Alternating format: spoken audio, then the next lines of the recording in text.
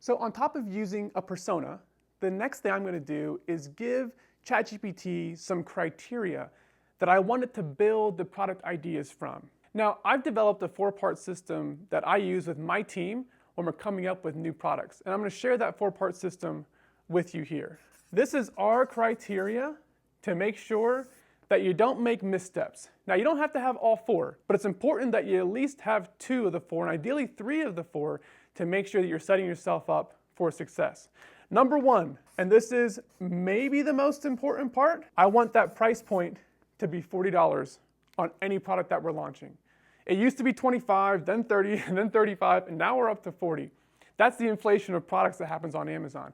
If you don't have a $40 product to sell on Amazon, it's incredibly hard to get it in front of anyone.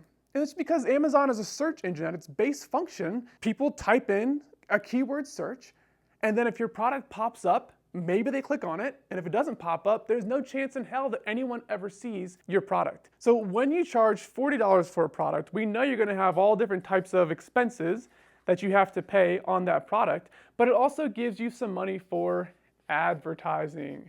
And if you don't have money for advertising, nobody's ever going to see your product in the first place. This is something that's new. For anyone who's doing wholesale or arbitrage, you're already going off of demand, but you don't have any demand for your product. Nobody knows your brand name. You've got to put it in front of people. So to do that, you got to have money for advertising.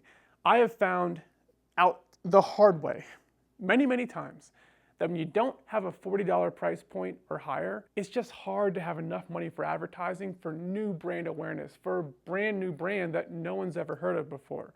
So my advice to you, number 1, $40 product.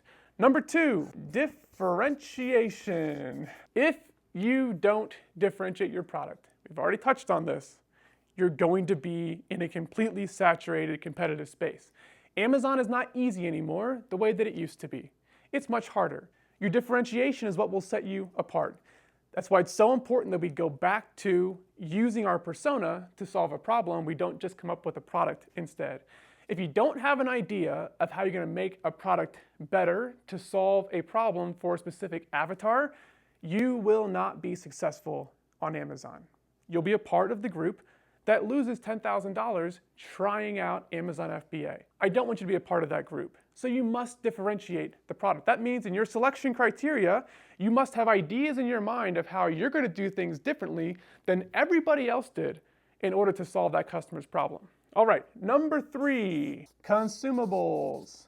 You can call it consumables, replenishables, repeat purchase, whatever it is. Are we acquiring a customer one time and then they come back many times to buy more? Or do we have to pay to advertise with that customer every single time we sell for it? Now, the majority of products on Amazon, you got to pay for that customer every single time that they come in. I don't want to be there. So if there's a way that I can offer something that is repeat purchase, something that is replenishable, something that is consumable, then I would much rather start there than start with products that I have to go acquire the customer every single time. I'm going to add repeat purchase over here just to make this really clear. Repeat purchase. This is so important. Every single month, my first business that I started makes 70% of their revenue from repeat purchases. That means that we're only looking to make 30% from our advertising spend. But the key is, and the benefit and what's so exciting about it, is that our advertising spend is going to the other 30% that we expect a portion of them to become repeat purchasers. And you see how that flywheel continues to spin? That's why this is so important. If you can position in something that is consumable, where a customer comes back to you time and time again, you should. If you can't find a way to do that, go back to your persona and ask ChatGPT, based on that persona and the problems you're trying to solve for that persona, what are some consumable ideas or repeat purchase heavy ideas of products that I can add? Or what's an add-on that's consumable to my product so I have a way to upsell to current customers without always having to rely on going after new customers and paying for ads every single time. Number 4, this one's important too because this is where Amazon is moving in the future. Anyone who misses this, you hear me talk about this all the time. Amazon Business is the future. So if I can come up with a product idea today that fits these other criteria but also is marketable to businesses, Ooh, now we're cooking with gas. Amazon Business Applications. Amazon Business did 20 or 30 billion dollars in 2023, whereas Amazon.com did way more than that, hundreds of billions of dollars. But the Amazon business reps are on the record telling us that they expect Amazon Business to actually surpass Amazon.com's revenue on the direct-to-consumer side of the business. Amazon is literally telling you where you should position your products if you're getting started today.